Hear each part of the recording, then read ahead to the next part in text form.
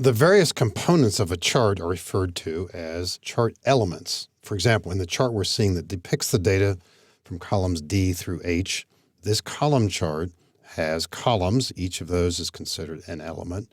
We have grid lines in the background. That's another kind of element. We have a legend at the bottom. And from time to time, you want to make changes to these. And there are a few different approaches to this.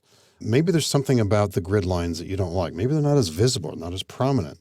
One approach is simply to right-click the item in question.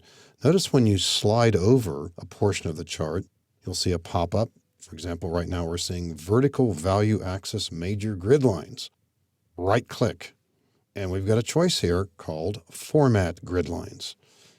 We might want to make those lines bigger. So this is one of many different dialog boxes that could appear. We will make the width of the lines bigger this way. And as we make these changes, we usually see them reflected immediately in the chart itself. So now the lines are a bit thicker. Does that look pretty good maybe? Maybe not. You click outside of it or close this dialog box and consider that change. Maybe we don't like a color. We could right-click and make changes there. You can see how this could be a make-work project if you're not careful. Now, another approach is that when you click a chart, if a chart is selected, you also have to the right a plus icon. When you click the plus that's to the right of a chart when it's selected, you're alerted to the various chart elements in the current chart. The term axes refers to the vertical axis down the left-hand side, sometimes called the y-axis, and the x-axis, the horizontal axis across the bottom. Now, they appear on most charts, but you might want to make some changes to them. Check indicates that they are present, or at least one of them is present. If you click the arrow to the right here, you'll see that both are present. If for some reason you say, I don't need this vertical axis, uncheck it. And what we now don't see in the background, I think we would want to, let me momentarily click outside of this, we're not seeing any indicator down the left-hand side as to what these lines might mean.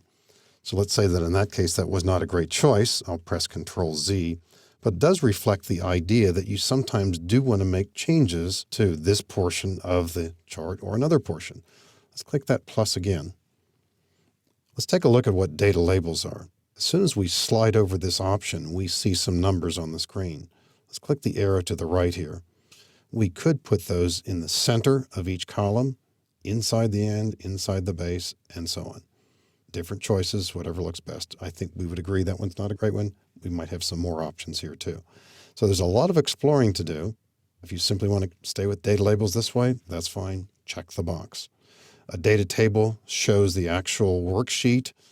Data below this, probably a bit redundant in this case since our actual data is visible on the screen anyway. Error bars is another way to display data, showing the variation on the endpoints. Grid lines we already have, but we could possibly show more grid lines. If we had less data on the screen, maybe it would make sense. And if the numbers were lower, maybe to show not just major horizontal lines, but also minor ones as well. Now, you probably can't see that very well on the screen right now.